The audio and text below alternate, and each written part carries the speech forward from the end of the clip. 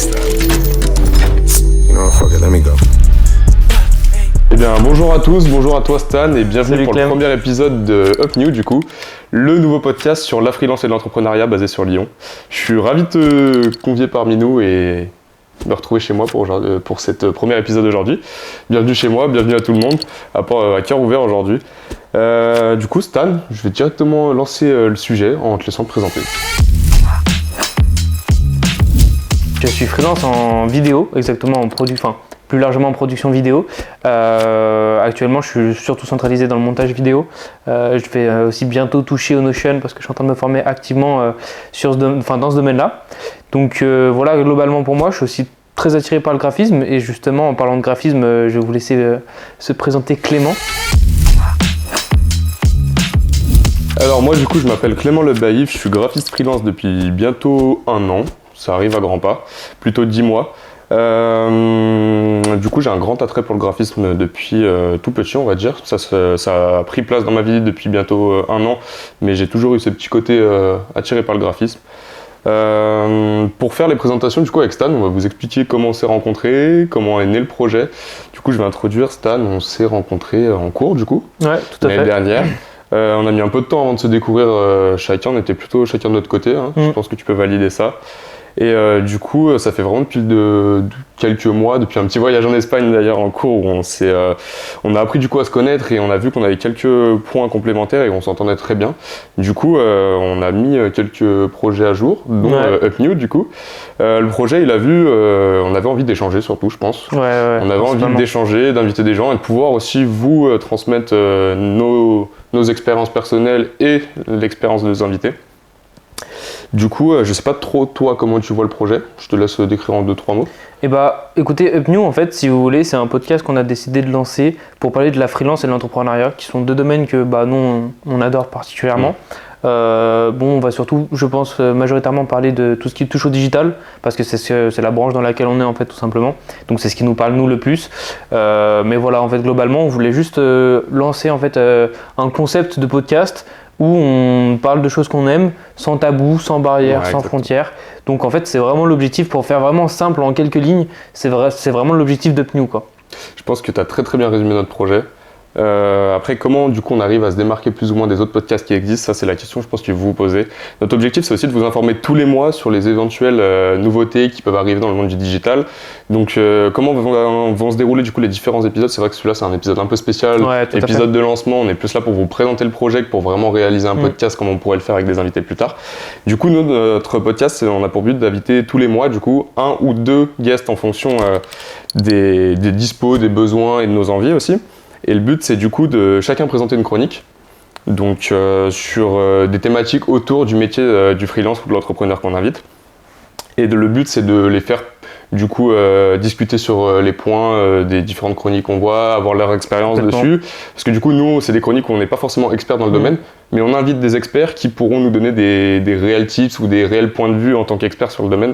Donc l'objectif, c'est vraiment de vous donner l'expérience d'experts sur des domaines ouverts à tous. Le but, c'est pas vraiment de pointiller un domaine. Par exemple, il y a des corps de métier qui sont inconnus de certaines personnes et on va pas forcément appuyer à fond dessus. Nous, c'est vraiment aussi vous permettre de découvrir des métiers, découvrir la vie de freelance sous plusieurs angles du coup, et d'entrepreneur aussi. Et voilà comment ça va se dérouler. Ouais, tout à fait. Ouais. Bien entendu, on va essayer de vous donner un maximum de tips par rapport à l'expérience que nos guests ont eu et par rapport au retour qu'on a pu avoir nous personnellement dans nos parcours. Et on va aussi également aller voir un peu plus loin que juste des domaines en particulier, mais aussi comment en fait les différents guests ou nous-mêmes arrivons à gérer en fait la freelance et la vie de couple ou la vie perso, en fait arriver à faire la barrière, vu que c'est un domaine qui est un peu différent, enfin qui est quand même complètement différent du salariat. Donc c'est aussi des thèmes en fait un peu hors sujet entre guillemets qu'on va aborder, et c'est des sujets qui seront très intéressants. Donc voilà, créer un moment vraiment d'échange en fait, en toute transparence, où on continue de parler comme s'il n'y avait pas les caméras en fait. C'est vraiment ça l'objectif, c'est que vous puissiez voir un peu comment ça se passe en interne aussi, d'avoir le point de vue d'experts dans des domaines qui arrivent du coup à avoir une vraie activité de freelance et qui vous montrent aussi les points négatifs de la freelance, c'est très important. Et l'objectif, c'est au fil des épisodes du coup que vous découvrez différents types de freelance, différents profils, parce que du coup c'est pas adapté forcément à tout le monde, d'avoir des types de certaines personnes. Donc en fait le podcast il est vraiment adapté à tout le monde, je pense. C'est vraiment l'objectif qu'on veut faire, c'est un podcast que vous soyez freelance, entrepreneur à n'importe quelle échelle. Je pense que le podcast peut être intéressant du point de vue actualité, du coup, parce qu'on parle du coup chaque mois de 2 actualités autour des domaines choisis. Du coup ça peut être intéressant pour vous par exemple de connaître du coup différents éléments et différentes actus, en fait, de suivre l'actu de certaines thématiques qui peut être ultra intéressant. Ça peut être intéressant aussi pour toutes les personnes qui connaissent pas du tout la freelance. Ça peut permettre de découvrir du coup un type de métier qui se développe énormément en ce moment, surtout. Et pour toutes les personnes en fait qui sont aussi intéressées de près ou de loin à la freelance, je pense que c'est vraiment adapté à tout le monde. On va essayer de vous faire un format en fait où on parle comme ça à cœur ouvert, un peu plus posé et de façon ultra transparente, où en fait on est là pour du coup vous donner notre plus et notre expérience. Complètement, ouais. En fait globalement, voilà, si vous êtes juste intéressé par la freelance de près ou de loin, le podcast est fait pour vous. Et puis même si au-delà de ça vous n'êtes pas forcément intéressé par la freelance, mais que vous aimez bien ce domaine-là, ou que par exemple vous aimez bien être plus productif dans votre activité ou ce genre de choses, c'est aussi des thèmes qu'on va aborder. Donc en fait vraiment le podcast parle à tous les professionnels un peu entre guillemets. Et puis voilà, notre but c'est de vous faire kiffer et nous faire kiffer aussi par la même occasion. C'est ça. Donc voilà. Et du coup, Clément, j'aimerais bien savoir, tu vois, toi par exemple, ton parcours en tant que freelance. Ouais, carrément. Du coup, moi, comme je l'ai dit tout à l'heure, ça va faire bientôt 10 mois, donc plus 8 mois que je suis lancé du coup à mon compte. Ouais. Et pour vous donner un peu mon petit historique, j'ai décidé de me lancer plutôt tôt. Moi, j'ai découvert le graphisme il y a à peine un an, pour être je sais pas, mais j'ai vraiment trouvé un truc qui me correspond de fou et dans lequel je m'épanouis à fond. Du coup, je prends vraiment du plaisir à le faire et je me suis boosté. Du coup, j'ai vraiment travaillé comme un acharné pour avoir le niveau, pour vendre mes prestats. Mais en dehors de la vente de prestats, moi je vois plus ça comme un accompagnement en fait. J'aime avoir des clients avec qui je peux discuter, accompagner, du coup leur donner des tips pour vraiment essayer d'améliorer leur business, parce que moi je travaille surtout avec des entrepreneurs ou des petites boîtes. Et du coup, je trouve ça super sympa de pouvoir du coup leur donner mes tips à moi pour qu'eux ils puissent s'épanouir, ou des fois ils ont des idées de dingue mais ils n'arrivent pas à les mettre sur papier et moi du coup c'est mon rôle. Du coup, je me suis lancé en décembre dernier, plusieurs mois de galère quand même, on va se mentir, la freelance c'est pas tout rose, c'est pas forcément facile de trouver tout de suite des clients. J'ai eu la chance de pouvoir collaborer tout de suite avec une boîte de communication sur une grosse boîte de plus de 50 salariés, donc j'ai commencé par un gros projet. C'était vraiment formateur du coup, parce que je me suis dit ça va être le projet test en fait. Si tu sais le faire pour une grosse boîte, tu saurais le faire pour tout le monde. Du coup j'y suis allé, j'ai accepté le truc et au final un réel kiff. Et maintenant je pense qu'on a passé un peu tous les deux la diagonale du vide des vacances, et puis là depuis septembre je pense que c'est un peu comme toi le début d'une réelle aventure en freelance, où là on a senti le step up en septembre et on s'est dit ah ouais ok, il y a vraiment moyen de faire quelque chose et il y a vraiment moyen de s'épanouir là-dedans. Donc toi, je sais pas comment ça s'est passé. Tu peux m'expliquer? Écoute, moi j'ai commencé un peu plus tard que toi. Moi je me suis lancé en mai 2023. Je me suis lancé. En fait, j'ai signé mon premier contrat avant de me lancer. Mais en gros, ma mission commençait, ne commence pas sur l'instant T, donc en fait, ça m'a permis le temps de monter ma micro-entreprise, etc. Donc du coup, j'ai directement commencé avec un client qui m'a demandé une production vidéo, donc de A à Z. Donc en fait, c'était vraiment de par le tournage, en fait, je me suis juste pas occupé du script qui était déjà préparé par le client, mais je me suis occupé de mettre en place toute la scénographie, etc., de faire les prises son, etc., et puis après de faire le montage vidéo, et après transformer le contenu qu'on avait tourné en vidéo YouTube et en petite vidéo style réseaux sociaux. Donc en vrai, pour un premier client, c'était pas mal, parce que du coup, ça m'a vraiment fait quasiment tout voir sur la production vidéo en fait d'un coup. Et en fait, moi du coup par la suite, l'été, du coup j'ai fait pas mal de tournages avec Emmanuel Amou dans le cadre d'un stage. Et en fait du coup c'est à ce moment-là où je me suis dit que cadrer c'était sympa, tu vois, mais moi je préférais surtout la partie post-prod en fait. Donc du coup je me suis réorienté, j'ai surtout affiné ma cible en fait sur les personnes qui étaient intéressées par des monteurs vidéo. Et du coup en fait c'est ce que j'ai fait. Au début je me suis positionné sur YouTube, ce qui n'a pas trop marché parce que justement c'était pendant l'été. Je pense que j'avais pas assez d'ancienneté dans le domaine, j'avais pas de nom en fait, personne me connaissait, donc c'était assez compliqué de trouver des clients.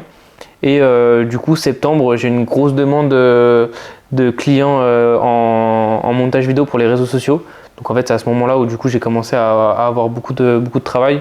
Et là du coup depuis quasiment un mois et demi, 2 mois, j'envoie pas mal le paquet, mais du coup c'est pas mal parce que ça m'apprend le métier de freelance, mais vraiment entre guillemets sous pression avec des grosses deadlines, enfin avec des deadlines assez courtes, et avec des grosses charges de travail.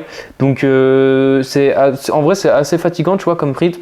Mais en vrai, c'est super enrichissant en termes de capacité professionnelle. Et puis voilà, moi je pense que actuellement le montage vidéo ça me plaît, mais c'est peut-être pas le summum, tu vois, c'est peut-être pas ce que je préfère faire parce que c'est très sympa, tu as un bon échange avec les clients, mais je trouve qu'en termes de créativité, je me sens en fait trop bridé, je me sens trop limité et j'aimerais bien partir dans un domaine qui me permet juste d'être plus libre créativement. Donc pourquoi le Notion? Et en ce moment, je commence à pas mal me retâter à refaire un peu de graphisme. Donc voir comment organiser ça pour avoir un profil qui est toujours pertinent, pour pas trop m'éparpiller et proposer 100 000 prestations. Mais globalement, voilà pour mon parcours, tu vois. Donc tu veux me piquer mon métier. Exactement. Non, bien sûr, il n'y a vraiment pas de concurrence en freelance, je pense que c'est important de le préciser. Ouais. Je pense que c'est un a priori que les gens peuvent avoir. Mais moi je reste persuadé qu'en fait, surtout dans les domaines créatifs, chacun a son style et chacun a son type de client. Et moi je sais que je serai le premier à donner un contrat client si je connais quelqu'un qui a un style qui correspondrait 1000 fois mieux au client. Et je pense que ça c'est un de mes conseils que je pourrais donner. Je pense que si quelqu'un veut se lancer en freelance, c'est vraiment de trouver son style déjà dans un premier temps, faire quelque chose qui kiffe. En fait, pour moi la freelance je la vois plus comme du kiff que du travail dans un premier temps. En fait, nous on s'est lancé en parallèle des cours, donc c'est sûr que c'est différent. On avait plus le temps de pouvoir kiffer, on avait moins la pression de l'argent, de devoir absolument trouver une mission. Mais moi, si j'avais un conseil à donner à quelqu'un qui veut se lancer en freelance, en fait, il faut voir le côté pécunier vraiment après. D'abord, c'est vraiment du kiff. Soyez expert dans vos domaines, donnez-vous les moyens de commencer à avoir un nom, que ce soit par votre travail ou moi comme j'ai pu le faire sur les réseaux où j'ai une communauté qui commence à monter petit à petit. Bon, c'est encore un peu timide, mais moi je prends vraiment du kiff par exemple à me développer sur les réseaux et c'est un bon moyen d'acquisition. Donc après toi je sais pas si tu as un conseil en particulier à quelqu'un plus dans le domaine de la vidéo du coup. Bah écoute, complètement. En fait moi ça serait plus d'un point de vue plus large en fait. Si vous êtes intéressé par la création digitale et que donc création digitale que ça comprenne tout ce qui est print, entre guillemets tout ce qui est print, web, donc en graphisme et tout ce qui est réalisation vidéo, donc que ce soit montage vidéo, motion ou production vidéo plus généralement.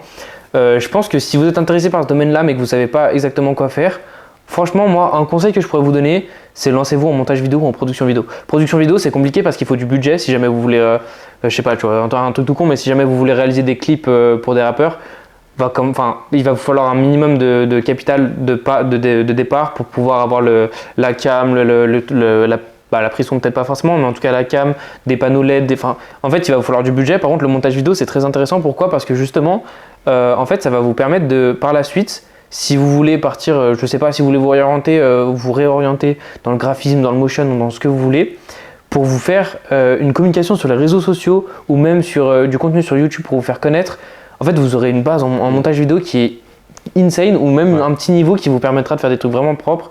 Et ça, pour le coup, ça sera vraiment un plus. Moi, je sais que justement, je parle en mon cas, parce qu'en fait, moi, à la base, avant de me lancer en freelance, en vrai, franchement, j'étais surtout intéressé par le graphisme. Et justement, quand j'ai découvert un peu tout ce qui tournait autour de la vidéo, etc., je me suis dit, franchement, pourquoi pas, tu vois. Parce que je me suis dit, dans tous les cas, je sais que le graphisme, j'aime ça. Et je me dis, franchement, la vidéo, ça peut me chauffer. Donc, autant tester. Bon, voilà, j'ai testé. Au final, je me rends compte que j'aime bien. Franchement, je prends mon pied. Mais je me sens limité, je me sens pas forcément épanoui à 100%. Donc je sais que voilà, par la suite, si j'ai à refaire une reconversion, à me respécialiser dans un domaine, je sais que déjà en termes de com, j'ai quasiment toutes les clés pour pouvoir faire du contenu de qualité. Non, je pense que tu as souligné un point ultra important, surtout sur le fait de pouvoir se diversifier en freelance. Je pense qu'aujourd'hui, le métier de freelance, en fait, il y a deux cas différents. Il y a ceux qui vont vouloir spécialiser absolument dans un domaine et où il faudra quand même des compétences techniques à côté. Moi, je vois, par exemple, je suis disponible sur les réseaux où je fais beaucoup de reels. Donc, mine de rien, c'est pas des gros montages comme tu peux le faire en post-prod, mais ça demande quand même quelques notions de cadrage, de lumière, de montage, quand même des notions de base où du coup le contenu derrière, plus il sera de bonne qualité, plus il touchera des gens, plus ça touchera des clients potentiels. Donc je pense que c'est un peu un cercle vicieux.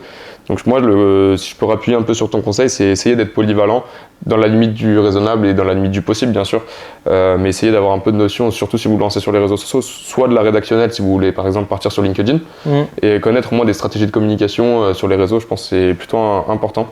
Complètement. En tout cas, point super intéressant que tu viens de souligner. Complètement, et tu vois, justement, quand tu parles de la polyvalence, en fait, je pense qu'en freelance, dans votre activité de freelance, c'est comme si votre activité de freelance, même si vous êtes tout seul, c'était genre ce que votre entreprise faisait, tu vois. Et en fait, si vous voulez vraiment gagner bien votre vie en freelance, il va falloir se spécialiser. Mais il faut vous considérer vous-même en fait comme un employé dans cette entreprise de freelance. Et en tant qu'employé, vous devez d'être polyvalent pour justement en fait être très bon dans vos domaines. Mais par contre, savoir faire justement du montage vidéo, savoir faire du rédactionnel, des posts LinkedIn, etc. Toucher ce genre de choses.